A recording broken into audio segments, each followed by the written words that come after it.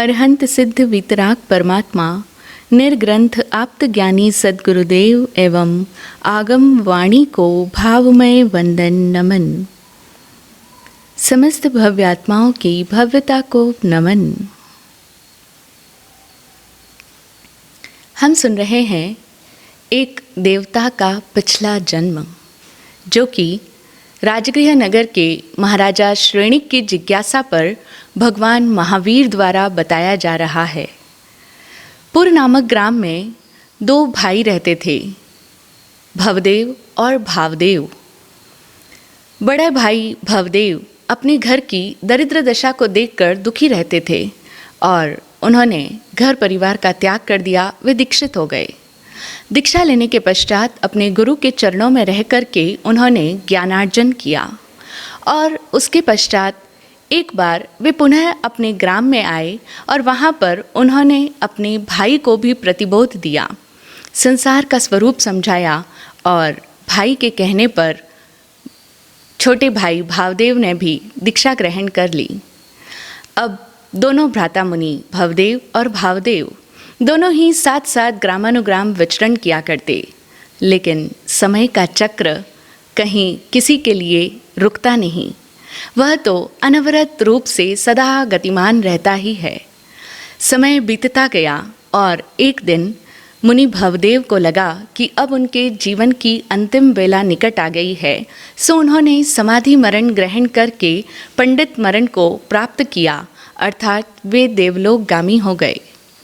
मुनि भवदेव के देवलोक गमन के पश्चात अब मुनि भावदेव को न कोई कहने वाला रहा, न कोई सुनने वाला रहा। अब कोई भी प्रत्यक्ष रूप से उनका मार्गदर्शन करने वाला उनके समक्ष न रहा, अतः उनकी मनोवृत्ति बदल गई। वे स्वच्छंद हो गए। धीरे धीरे मनोवृत्ति बदल जाने के कारण से अब उनकी प्रवृत्ति भी बदलने लगी और उनके भीतर का सोया हुआ मोह फिर से जागृत हो उठा। कामनाओं ने अपना जाल बिछाया और मुनि भावदेव उस जाल में बुरी तरह फंसते चले गए। लेकिन किसके प्रति कामना, किसके प्रति उनके मन में सोया हुआ मोह फिर से जागने लगा था? क्या अपने भ्राता मुनि भवदेव के प्रति? नहीं, उनके मन में अब यादें सताने लगी थी अपनी नवविवाहिता पत्नी की। नवविवाहिता इसलिए क्योंकि जिस समय उन्होंने भाई के कहने पर दीक्षा धारण कर ली थी, उस समय उनके विवाह को कुछ ज़्यादा समय नहीं हुआ था। सो उस समय की उनकी नवविवाहिता पत्नी, जिसे छोड़ करके उन्होंने दीक्षा तो धारण कर ली, लेकिन अब चूंकि उनकी मनोवृत्ति बदल चुकी थी और अब कामनाओं के जाल में वे फंस चुके थे, सो अब उनके भीतर अपनी उस पत्नी के प्रति रहा हुआ मोह का भाव फिर से जागने लगा था और उसकी यादें उन्हें बुरी तरह से सताने लग गई थी। मन में तरंग उठी उससे मिलने की और बस वे चलने लगे अपने गांव की तरफ। चलते चलते पहुंच गए अपने उसी गांव में, उसी उद्यान में जाकर के विराजमान हो गए, ठहर गए वहीं पर जहाँ पर एक दिन उन्होंने भाई के कहने पर संसार की सारी मोह ममता को छोड़कर दीक्षा धारण की थी। गांव के समीपस्थ उद्यान में मुनिराज का आगमन हुआ है। यह समाचार सुनकर उनकी पत्नी भी सहज भाव से मुनि दर्शन के लिए वहाँ पर गई। मुनि वेश में रहते हुए भी अपने पूर्व पति भावदेव को वह तुरंत ही पहचान गई। उसे जरा भी पहचानने में उन्हें देर नहीं लगी, किंतु मुनि भावदेव अपनी पत्नी को न पहचान सके। कितनी विचित्र बात है ना, जिस पत्नी के ख्यालों में वे दिन रात डूबे हुए हैं, जिसकी यादों में वे सतत बह रहे हैं, जिसकी वासना के प्रवाह में वे डुबकियां मार रहे हैं, उस अपनी पत्नी को साक्षात देखने पर वे पहचान नहीं पा रहे। यद्यपि उनकी यादों में दिन रात वही बस रही है, लेकिन कौन सी पत्नी जो कि उस समय थी जिस समय उन्होंने उसे छोड़ा था, और अब उनकी स्मृति में मानो वह समय ठहर सा गया। उनके भीतर उसी समय की उनकी पत्नी उनकी स्मृति में कैद है, जो कि उस समय उनके साथ बड़े ही अनुराग के भाव से रहा करती थी और वे दोनों किस तरह से एक दूसरे के मोह में परस्पर बंधे हुए थे। वह सब कुछ उनकी स्मृति में कैद है, लेकिन वो स्मृतियां हमें प्रत्यक्ष दर्शन से वंचित कर देती है। कितनी अद्भुत बात है। अब प्रत्यक्ष उनकी पत्नी इस समय उनके सामने है, बहुत वर्ष बीत चुके हैं, अब वो प्रत्यक्ष उनके सामने है, लेकिन वो उसे पहचान नहीं पा रहे। मन में सतत वो उसी के साथ रमण कर रहे हैं, गमन कर रहे हैं, किंतु सामने रही उस पत्नी को वो देख नहीं पा रहे हैं। ऐसा ही होता है मोह का स्वरूप।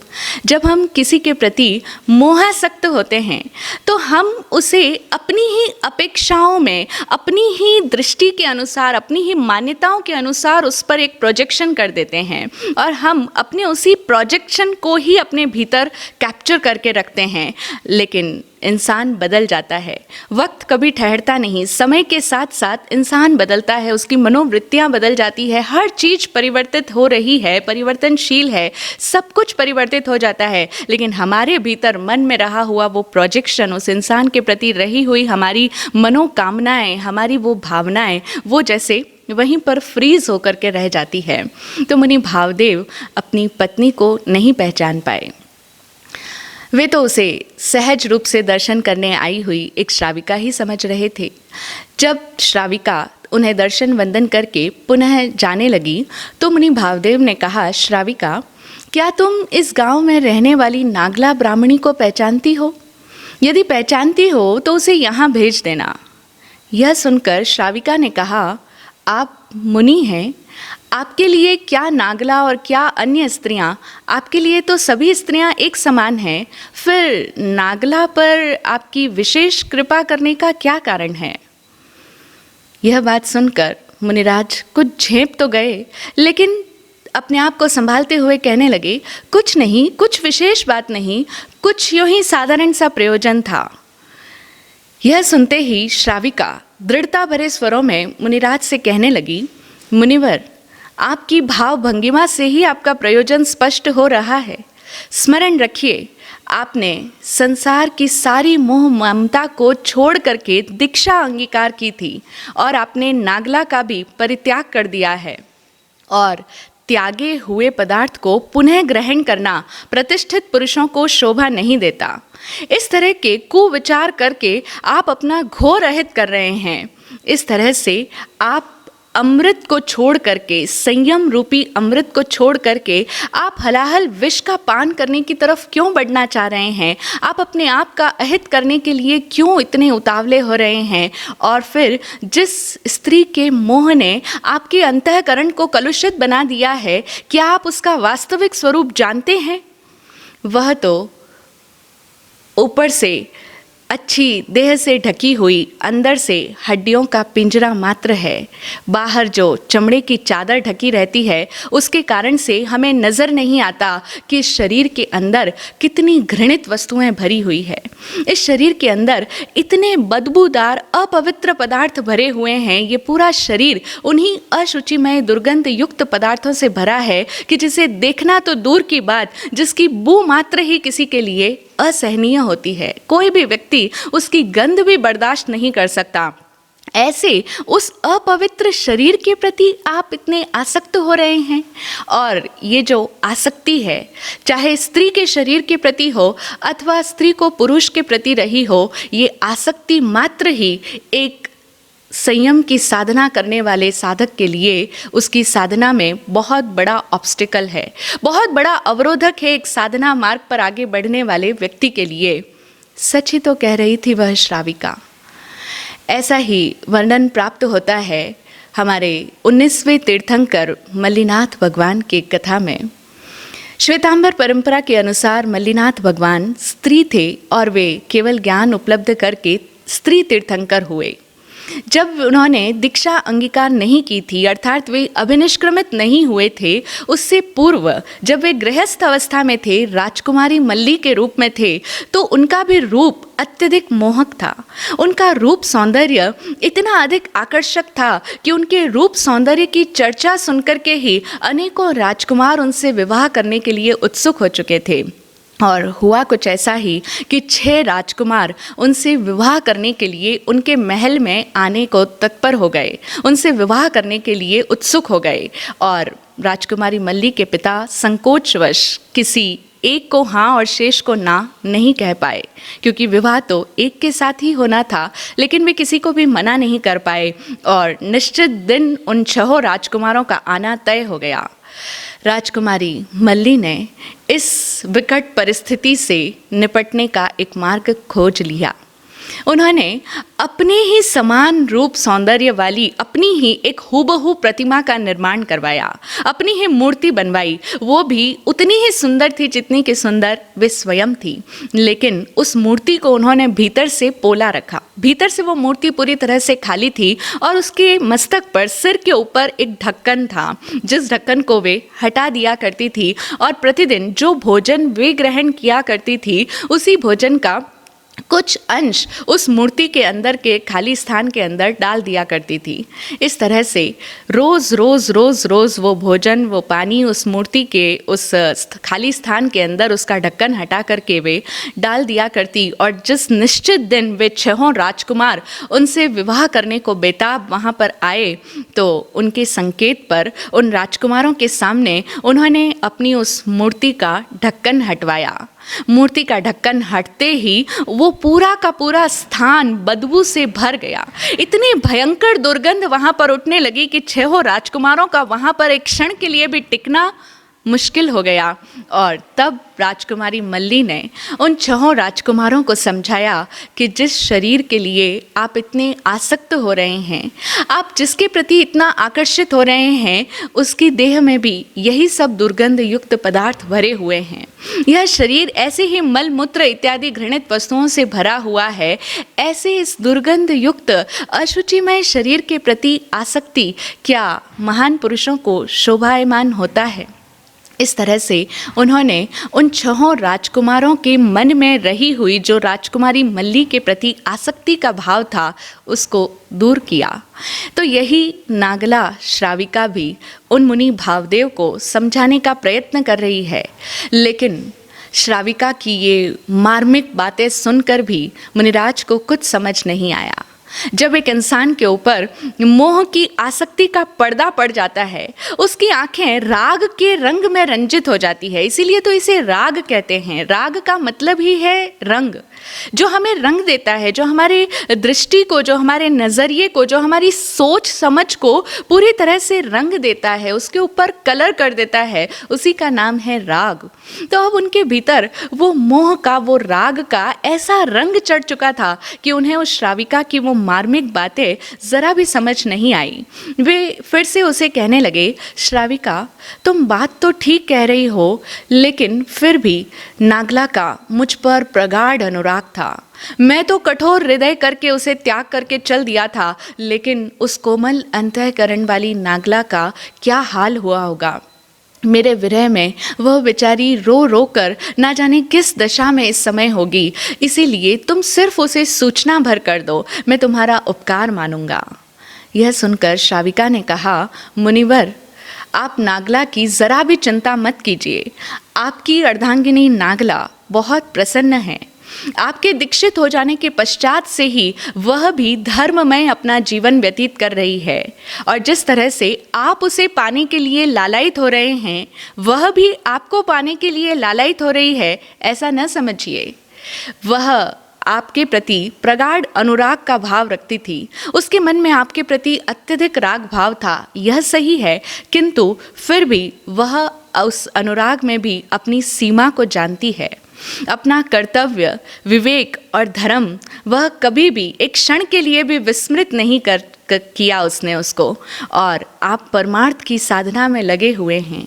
आप अपने जीवन के असली उद्देश्य को पाने के लिए प्रयत्नशील हैं। यह देखकर वह अत्यधिक प्रसन्न है, संतुष्ट है, संतोष भाव में है। और जहाँ पर प्रसन्नता है वहाँ पर भला मोह, और मोह से उत्पन्न शोक का भला क्या काम। इसीलिए वह आपके विरह में शोक संतप्त नहीं है। वो किसी भी प्रकार से आर्त ध्यान नहीं कर रही है, कोई भी रोना धोना उसके जीवन में नहीं है। वह जिस तरह से अपनी मस्ती में मस्त है, उसी तरह आप भी अपनी मस्ती में मस्त रहिए, वृथा चिंता मत कीजिए। श्राविका की ये बात सुनकर भी मुनि भावदेव ने कहा, चूँकि उनके मन को तसल्ली नहीं हो रही थी, उनका मन तो बस अपनी पत्नी नागला पर ही जाकर के अटक जो चुका था, तो वो अटका हुआ मन कैसे शांति पाए। उन्होंने फिर से कहा कि श्राविका, बात तो तुम्हारी बिल्कुल ठीक है, लेकिन फिर भी वह प्रसन्न है या शोकमग्न है, उसे प्रत्यक्ष देखे बिना प्रतीति कैसे हो सकती है। यानी कि वो उसे प्रत्यक्ष देखना चाहते हैं। यह सुनकर श्राविका ने कहा, तो आप उसे देखना ही चाहते हैं, तो ठीक है, मैं आपको उसे दिखला सकती हूँ, लेकिन आप उससे इस तरह की कोई अनुचित वार्ता या व्यवहार तो नहीं करेंगे। नहीं नहीं, ऐसा भला कैसे संभव हो सकता है।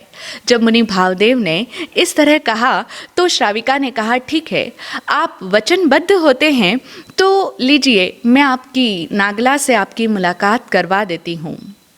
एक क्षण रुक करके फिर वह कहने लगी, देखिए, ध्यान से देखिए, मैं ही आपकी संसार अवस्था की पत्नी नागला हूँ। इस तरह अचानक सडनली, अनपेक्षित तरीके से, अनएक्सपेक्टेड तरीके से नागला को अपने सामने पाकर मुनि भावदेव भौचक्के से रह गए। लज्जा से उनकी आंखें नीची हो गई और वे कुछ बोल न सके। तब नागला श्राविका ने ही उन्हें कहा, मुनिवर, संयम की साधना करना एकदम सरल नहीं है। हमारे भीतर अनादि काल से, लंबे समय से जो हम ये संसार के अंदर बार बार जन्म मरण कर रहे हैं, तो उस जन्म मरण की यात्रा के हमारे भीतर अनादि काल से वो जो राग, द्वेष, मोह, शोक, काम, क्रोध, मोह, मान, माया, इन सब के जो संस्कार भरे पड़े हैं हमारे अंदर, उन्हें जड़ से निकालना होता है, उन्हें पूर्णतया अपने भीतर से विसर्जित करना होता है। और ये काम निश्चित ही इतना सरल नहीं है, दुष्कर अवश्य है, किंतु एक संयम मार्ग पर बढ़ने वाला, जिसने संयम के मार्ग पर प्रवृत्ति की है, उसे इसको अपने जीवन में लाना ही होगा। क्योंकि अगर हमने अपनी इस विभाव युक्त आत्मा को, विभाव अर्थात जो विकारी भावों में सदा ही बहने वाली जो हमारी आत्मा है, उस विकारी भावों वाली विभाव युक्त आत्मा को अगर हमने नहीं जीता, अगर हम उस विभावों से ऊपर नहीं उठ पाए, तो ये राग द्वेष के संस्कार हमें फिर से अपने ऊपर, हमारे ऊपर हावी हो जाएंगे और हम इन्हीं काम क्रोध के, इन्हीं वासना के प्रवाह में बहते चले जाएंगे। और यही तो आज तक होता आया है। आज तक हम सब लोग जो इस संसार के अंदर भव भ्रमण कर रहे हैं, बार बार जन्मते हैं, फिर मरते हैं, फिर दूसरे रूप में जाकर के उत्पन्न होते हैं, ये जन्म और मरण का सिलसिला क्यों नहीं थमता? क्योंकि हम सब के भीतर बहुत सारी कामनाएं घुसी हुई है, बहुत सारे ये काम के, क्रोध के, मोह के और ये राग और दोष के जो संस्कार हमारे अंदर घर कर चुके हैं, इन्हें हम निकाल नहीं पाए। उत्तराध्ययन सूत्र भी यही कहता है कि ये जो अपने आप को न जीती हुई हमारी ये जो विभाव युक्त आत्मा है, यही हमारा सबसे बड़ा साधना मार्ग पर अवरोध है। और जब हम उस एक विभाव युक्त आत्मा को जीत लेते हैं, तो उस एक को जीत लेने पर पांचों इंद्रियों को भी जीता जाता है और फिर उनको जीत लेने पर चारों कषायों को भी जीत लिया जाता है। जब हम उस एक अपनी विकारी आत्मा को जीत लें, तो यात्रा प्रारंभ होती है अपने आप को जीतने से। अपने आप को जानकर ही अपने आप से विजय पाई जा सकती है। अन्यथा यहाँ कोई युद्ध नहीं है, ना तो बाहर किसी से युद्ध करना है, ना ही अपने भीतर के इन विकारी भावों से भी युद्ध करना है। युद्ध करके उन पर विजय नहीं पाई जा सकती, लेकिन हम उन्हें निष्पक्ष रूप से जितना ज़्यादा जानते चले जाएंगे, अवलोकन करते चले जाएंगे, स्वयं को साक्षी रख करके, अपने भीतर के साक्षी भाव को जगा करके, जितना ही हम इन विभाव युक्त आत्मा को जान करके, देख करके, समझ करके विसर्जित करते चले जाएंगे। जैसा कि सूत्र कहता है, असंयम से निवृत्ति हो और संयम में प्रवृत्ति हो। कैसे हो? तो असंजमम पर्याणामी संजमम उव संपवज्जामि। एक साधक क्या प्रतिज्ञा करता है कि मैं असंयम को परियाणामी करूंगा, यानी पूरी तरह से भली प्रकार से चारों तरफ से जानूंगा। परिजानामी, मैं असंयम को अच्छी तरह से जानूंगा और जान करके ही फिर मैं संयम के मार्ग में प्रव्रजित होऊंगा, उसमें अपने आप को उसी के अंदर अपने आप को रमण करूंगा। तो इस तरह यदि संयम के मार्ग में आगे बढ़ना है तो अपने आप को जानना होगा, अपनी उस विभाव युक्त आत्मा से ऊपर उठना होगा, और तभी हम पांचों इंद्रियों का निग्रह जो करते हैं वह भी तभी सफल हो पाएगा। अन्यथा अपने आप को जीते बिना, अपने आप को जाने और समझे बिना अगर हमने बाहर से अपनी इंद्रियों पर कंट्रोल कर भी दिया, रोक भी दिया कि आंखें सुंदर रूप को देखती है तो वो आसक्त हो जाएगी, इसलिए मुझे किसी को देखना ही नहीं, मुझे कोई मधुर शब्द सुनने ही नहीं। इस तरह से हमने पांचों इंद्रियों के विषयों को ग्रहण करने से अपने आप को रोक भी लिया तो भी वो कुछ भी सफलता दिलाने वाला नहीं होगा, जब तक हमने अपने आपकी इस विभाव युक्त आत्मा को नहीं जीता है। तो इसीलिए हमें अपने भीतर अपने आप को दमन करना होगा, अपने आप को जान करके अपने उन विभावों को विसर्जित करना होगा। और अन्यथा अगर ऐसा नहीं कर पाए तो फिर जिस तरह से आज तक यह भव भ्रमण की परंपरा में हम बह रहे हैं वही चलती चली जाएगी। और इस अनादि काल की इस संसार यात्रा में आज दिन तक आपको अनेकों नागलाएं मिली होंगी, लेकिन कोई भी नागला आपके साथ हमेशा हमेशा के लिए नहीं रह सकी, ना ही आप किसी नागला के लिए हमेशा हमेशा के लिए अवेलेबल रह सके। क्या आपका साथ कभी भी किसी के साथ परमानेंट तरीके से हो सकता है? नहीं। संसार में हम सब यहाँ अपनी अपनी जर्नी पर आए हैं, सबके अपने अपने संस्कार लेकर के आया है, प्रत्येक जीव अपनी गति के साथ आगे बढ़ रहा है और इस प्लेटफॉर्म पर हम मिलते हैं, कुछ समय के लिए मिलते हैं, लेकिन उस थोड़े समय में हम उसे इतना चिरस्थायी मान लेते हैं कि हमें उसी को स्थायी बनाने की कामना हमारे मन में सदैव रहती है और यही कामना हमें दुख देती है। लेकिन संसार का स्वरूप ही ऐसा है कि यहाँ कोई किसी के साथ हमेशा के लिए टिक नहीं सकता, रह नहीं सकता, कोई किसी का सदा के लिए सर्वदा के लिए बना नहीं रह सकता। इस संसार का स्वरूप ही ऐसा है। आपके दीक्षित हो जाने के पश्चात सद्भाग्य से मुझे भी सद्गुरुदेव की प्राप्ति हुई। उन्होंने मुझे धर्म का मार्ग बताया और उनकी वाणी को सुनकर मैंने ये संसार का क्षणभंगुर स्वरूप को जाना और ये भी समझा कि संसार के अंदर प्रत्येक जड़ अथवा चेतन पदार्थ परिवर्तनशील है, अनित्य धर्मा है और हम इन अनित्य पदार्थों को, इन अनित्य व्यक्तियों को या वस्तुओं को जब नित्य बनाने की कामना करते हैं वही हमारा मिथ्या दर्शन है। अनित्य को नित्य बनाने की कामना, अनित्य को नित्य मानना, यही तो मिथ्या दर्शन है। तो सद्गुरु की कृपा से जो मुझे सम्यक दृष्टि की प्राप्ति हुई तो उसके पश्चात मैंने व्रतों की दीक्षा ग्रहण करी और मैंने तपस्या का मार्ग भी स्वीकार किया है। मैं विविध प्रकार के तपश्चर्या का आचरण करती हूँ और इसी कारण से मेरा शरीर कृश हो गया, यानी कि पतला हो गया, और यही कारण रहा कि आप मुझे देखकर भी पहचान न सके। लेकिन इस तरह से समझ की अशुद्धि दूर हो जाने के पश्चात जो ये सम्यक दृष्टि, जो ये ज्ञान चक्षु मेरे भीतर उद्घाटित हुए हैं सद्गुरु की कृपा से, उस धर्म के मार्ग पर प्रवृत्त रहने से अब मैं अलौकिक आनंद और अपूर्व शांति को अपने भीतर महसूस कर रही हूँ। ऐसा अलौकिक आनंद जिसको कि मैं भाषा में व्यक्त करके आपको नहीं बता सकती, वह अनिर्वचनीय आनंद है और उस आनंद को अपने भीतर अनुभव करने के पश्चात अब मैं पुनः इस वासना के दलदल में फंस ही नहीं सकती, क्योंकि ये मोह का जाल तो ऐसा है कि एक बार ये मोह भीतर में जागा तो यह मोह अपने साथ साथ तृष्णा को लाता है, ऐसी तृष्णा जो कभी भी शांत नहीं होती। और फिर तृष्णा के साथ ही आता है अपेक्षा। ये अपेक्षाएं मोह के साथ ही जन्म लेती है। हम देखें ना, जिसके प्रति हमारे मन में मोह होता है, हमें अटैचमेंट होता है, जिससे उससे हमें बहुत सारी एक्सपेक्टेशंस भी होती है, बहुत सारी अपेक्षाएं होती है, और वो अपेक्षाएं हमेशा कोई भी हमारे लिए पूरी नहीं कर सकता। कोई कितना भी चाह ले हमें खुश करने का प्रयास कर ले, लेकिन वो हमारी सभी अपेक्षाओं पर खरा नहीं उतर सकता, और तब अपेक्षाएं लाती है दुख को, और वह दुख धीरे धीरे शोक का कारण बनते बनते वैर का अनुबंध भी करवा देता है। तो इस तरह से राग से शुरू हुआ ये सिलसिला द्वेष तक पहुंच जाता है। इस तरह के इस वासना के इस दलदल में, इस मोह के चक्रव्यूह में फंसने को मेरा तनिक भी मन नहीं करता है।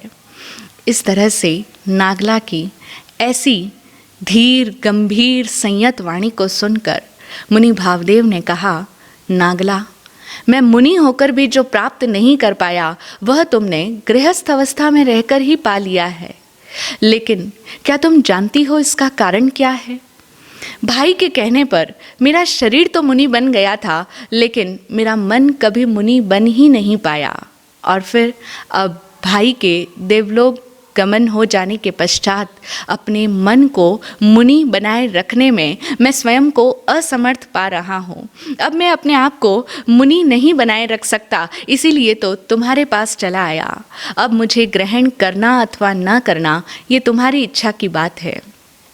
तब नागला श्राविका ने कहा कि मुनिवर, मैं तो अपने मनोभावों को आपके समक्ष पहले ही व्यक्त कर चुकी हूँ, क्योंकि जिस आनंद का अनुभव मैं अपने भीतर कर रही हूँ, जो मेरे भीतर ये मोह का और अज्ञान का पर्दा जो किंचित मात्रा में भी हटा है, जो मेरी समझ की शुद्धि हुई है, जो मेरा दर्शन शुद्ध हुआ है, सम्यक दर्शन जो मुझे उपलब्ध हुआ है, उसे पाकर के अब मैं पुनः भला कैसे इस मोह के चक्र में फंसने की इच्छा कर सकती हूँ। जैसा कि भक्तामृत सूत्र भी कहता है कि एक बार जो क्षीर सागर का मीठा पानी पी लेता, फिर खारा पानी पीने की कैसे इच्छा रख सकता। एक बार जो क्षीर सागर का मीठा पानी अनुभव कर ले, उसे पी लिया, उसका स्वाद चख लिया, उसके पश्चात पुनः खारा पानी पीने की इच्छा भी कैसे हो सकती है, बशर्ते वो अनुभव भीतर से हुआ हो। नागला श्राविका उन मुनिवर से यही कहती है कि मुझे अपने भीतर से वो अनुभव हुआ है, चाहे थोड़े अंशों में ही सही, लेकिन अब मैं पुनः इस वासना के दलदल में नहीं फंस सकती। और मेरा आपके लिए भी यही सुझाव है कि आप भी अपने विवेक को जागृत कीजिए, अपने विवेक चक्षु को जगाइए और इस अकल्याण के मार्ग से हट करके पुनः कल्याण के मार्ग पर प्रवृत्त हो जाइए।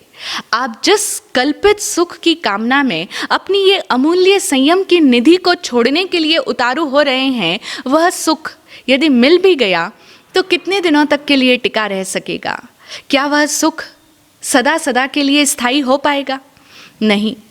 इस संसार के सभी सुखों का स्वरूप ही ऐसा है कि ये प्रारंभ में जब तक नहीं मिलते तब तक ही हमें सुख देते हुए प्रतीत होते हैं, सुख का आभास कराते हैं, लेकिन अंत में वे दुख रूप में ही निकलते हैं, अंत में वे दुख के रूप में ही सिद्ध होते हैं। इस तरह से यहाँ कोई भी सुख बिना बाधा का अव्याबाध सुख हमें इस संसार के अंदर मिल ही नहीं सकता। इस संसार की रचना ही इसी प्रकार की है, इस संसार का स्वरूप ही ऐसा है, और इस स्वरूप को आपको समझना होगा। एक बार अपने विवेक चक्षु को जगाइए और फिर से देखिए, फिर से समझने का प्रयास कीजिए कि क्या ये शरीर सदा के लिए टिका रह सकेगा? क्या कोई गारंटी है कि हम बहुत लंबे वर्षों तक अभी जिएंगे? कौन जानता है, मृत्यु अगले पल भी घटित हो सकती है। और फिर मृत्यु ना भी आए तो ये शरीर रोगों का भंडार बन सकता है, अनेक प्रकार की असाध्य बीमारियां हमारे इस शरीर पर आक्रमण कर सकती है। इस शरीर का कोई भी भरोसा नहीं है। फिर ऐसे इस क्षणिक पदार्थों के ऊपर हमारी आसक्ति किस काम की?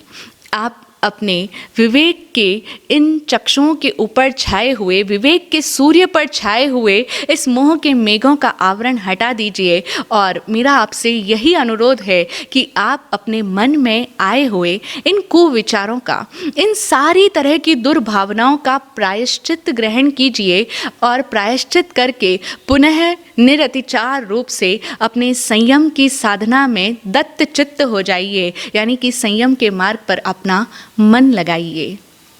धन्य है नागला जैसी श्राविकाएं। ऐसा ही वर्णन मिलता है उत्तराध्ययन सूत्र और 10वें कालिक सूत्र में।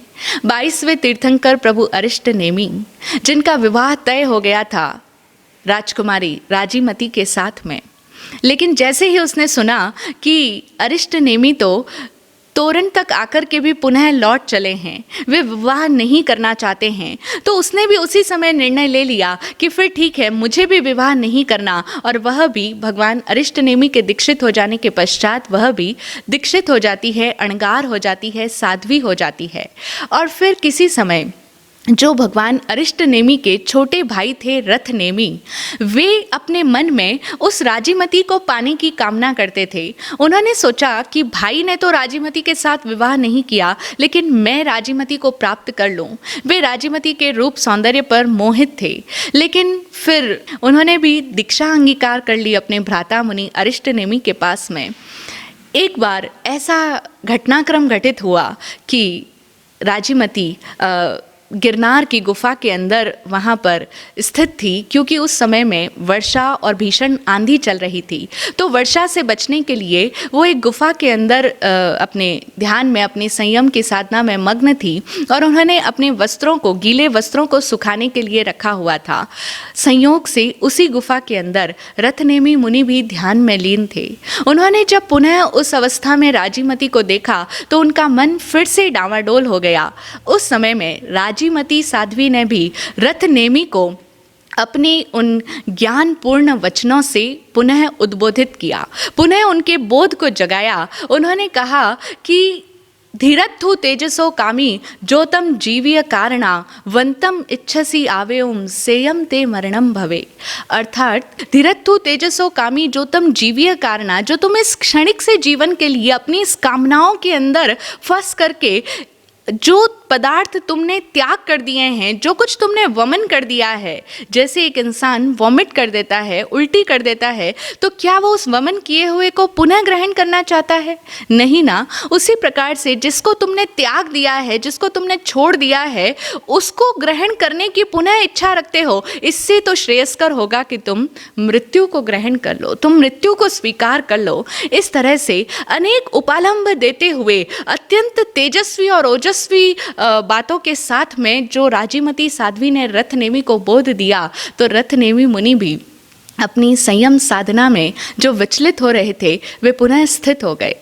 इसी प्रकार से नागला श्राविका के इस प्रभावशाली उद्बोधन को सुनकर भावदेव मुनि भी, जो उनका विचलित होता हुआ मन था, वह पुनः स्थिर हो गया।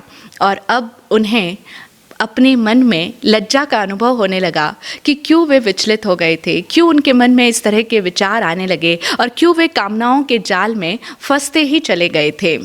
वे स्वयं के प्रति लज्जा का अनुभव कर रहे थे और मन ही मन नागला की सराहना कर रहे थे कि धन्य है ऐसी श्राविका जिसकी दृढ़ता ने स्वयं को तो बचाया ही, और मुझ जैसे पतित होते हुए को भी पुनः धर्म के मार्ग में स्थिर कर दिया, मुझे भी बचा लिया। इस तरह से अब वे मन ही मन नागला की सराहना करते हैं, और जो कुछ उनके भीतर में दुर्भाव आए थे, जो भी वासना के विचार उनके ऊपर हावी हो गए थे, वे उनके प्रवाह में बहने लग गए थे, उसका उन्होंने यथोचित प्रायश्चित ग्रहण किया और पुनः अपने अतिचार जो उनके व्रतों में लगे थे उनकी शुद्धि करी, आलोचना किया, प्रतिक्रमण करके अपने आप को शुद्ध किया।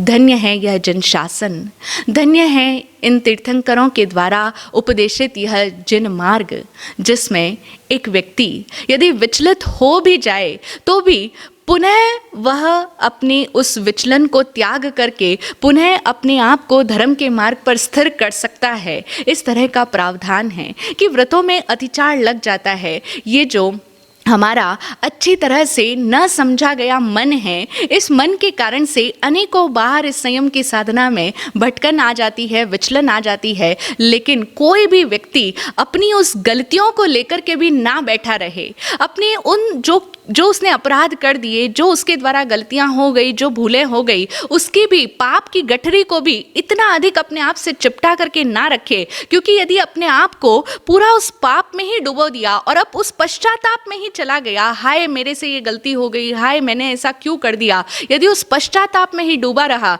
तो कभी भी वो उससे उबर नहीं पाएगा। लेकिन उबरने का मार्ग है और हर व्यक्ति उबर सकता है। इसीलिए तो हमारे यहाँ वर्णन मिलता है अर्जुन माली का, कितना अधिक आतंकी बन गया था, क्रूर आतताई बन गया था, हत्याओं पर हत्याएं किए चले जा रहा था, लेकिन फिर भी उसके भीतर भी वो संभावना जागृत थी, भव्य आत्मा था। सुदर्शन समणोपासक का निमित्त पाकर के पहुंच गया प्रभु महावीर के पास में। और जब एक बार तीर्थंकर प्रभु के पास में पहुंच गया तो उस जीव का कल्याण तो निश्चित ही था। चाहे उसने फिर कितनी ही हत्याएं की हो, लेकिन भीतर का वो चेतना सदा ही हमारा जागृत रहता है और प्रत्येक आत्मा अपने आप को कल्याण की दिशा में बढ़ा सकता है, चाहे आज तक उसने कैसी भी गलतियां करी हो, कैसा भी पाप और अपराध उसके द्वारा हुआ हो। इसीलिए हमारे यहाँ साधना में पश्चाताप को साधना नहीं बताया गया।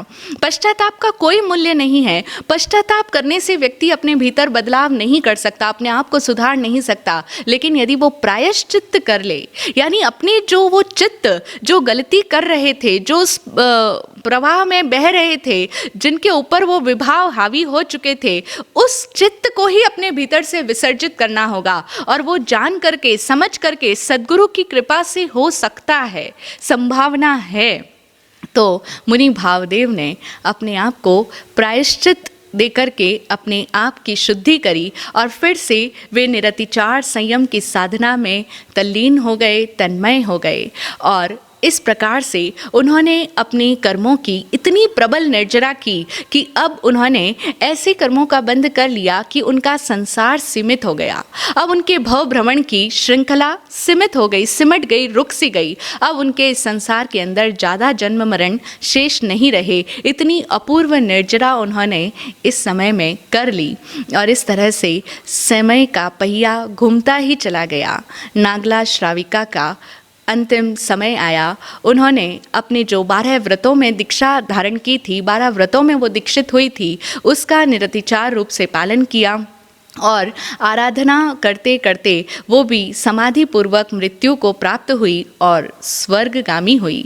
इसके पश्चात समय के साथ साथ मुनि भावदेव भी किसी दिन समाधि मरण को स्वीकार कर लेते हैं, जब उन्होंने जाना कि उनके जीवन का भी अंतिम समय अब निकट है और यह शरीर हमारा इतना प्यारा साथी है कि ये हम सबको संकेत देता ही है। हमारा शरीर के भीतर जो कुछ भी डीके हो रहा है, जो कुछ भी ये पदार्थ है, और हर पदार्थ की अपनी ड्यूरेशन होती है, हर मशीनरी अपना एक अवधि का पीरियड लेकर के आती है, हर एक की अपनी सीमा होती है। तो ये शरीर भी मानो एक मशीनरी है और ये जब हम बच्चा जन्म लेता है तो बिल्कुल रिष्ट पुष्ट होता है, उसके भीतर की मशीनरी बिल्कुल ठीक ठाक काम कर रही होती है, हमारे भीतर के सारे अंग उपांग अवयव सब कुछ सही तरीके से काम करते हैं। लेकिन समय के साथ साथ वे भी गलते चले जाते हैं, खराब हम उन्हें कर देते हैं। तो इस तरह से ये शरीर की मशीनरी जब अपने आप को अपना जो निर्धारित समय वो लेकर के आई है, उसका समय जब पूर्ण होने वाला होता है तो उसका संकेत हमें अवश्य मिलता है। बस हम जागृत रहें, अपने आप को जागृत होकर के अगर हम हमेशा देखते हैं, निरीक्षण करते हैं, और हम सबको ये आदत डाल लेनी चाहिए कि हम हमेशा इंट्रोस्पेक्शन करें, निरीक्षण करें, ऑब्जर्व करने वाले ऑब्जर्वर बने। अपने शरीर को भी देखें कि मेरे शरीर के भीतर किस तरह के परिवर्तन घटित हो रहे हैं। अन्यथा हम जान ही नहीं पाते कि एक बच्चा कब युवा हो जाता है और एक युवा कब प्रौढ़ होते होते बुजुर्ग हो जाता है। हम खुद अपने भीतर आने वाले परिवर्तनों को भी जल्दी से महसूस नहीं कर पाते, क्योंकि हम सब बहुत बेभान होकर के ज़िंदगी को जीते हैं। यदि हम ज़रा भी सभान हों, सहोश हों, तो ये शरीर जो हमें संकेत देता है उन्हें हम समझ पाएँ, और समझ पाएँ तभी तो एक व्यक्ति पंडित मरण को स्वीकार कर सकता है, यानी कि संलेखना और संथारे को ग्रहण कर सकता है। हम लोग प्रतिदिन प्रातःकाल जो प्रार्थना करते हैं उसमें भाव संथारे का पाठ करते हैं। उसमें हम यही भाव व्यक्त करते हैं कि हे सद्गुरुदेव, आपकी कृपा से जो मुझे ज्ञान मिला मिला है तो वह ज्ञान की दृष्टि मेरे भीतर मृत्यु के पल में भी जागृत रहे। मुझे मृत्यु के समय में भी ये अवेयरनेस आए कि इस समय में मुझे अब अपनी सारी सांसारिक विषयों के प्रति जो आसक्ति है उनको हटा लेना है। अब मेरा मन यदि कहीं पर अटका हुआ है, उलझा हुआ है, तो उसकी मैं शुद्धि कर लूँ, उसे वहाँ से हटा लूँ, चित्त को अपने आप में स्थिर कर दूँ और फिर समाधि मरण को स्वीकार करूँ। मुनि भावदेव ने समाधि मरण ग्रहण किया और वे भी स्वर्ग के देवता हो गए। उस देवलोक में जाकर के उनकी क्या स्थिति होती है और देवलोक के पश्चात जब वे पुनः मनुष्य लोक में आते हैं तो किस प्रकार से उनका जीवन बनता है, कैसे उनके जीवन में घटनाएं घटित होती है, सुनते हैं यह सब कुछ वर्णन कहानी के अगले भाग में। आज इतना ही। जय हो, जय हो, जय हो।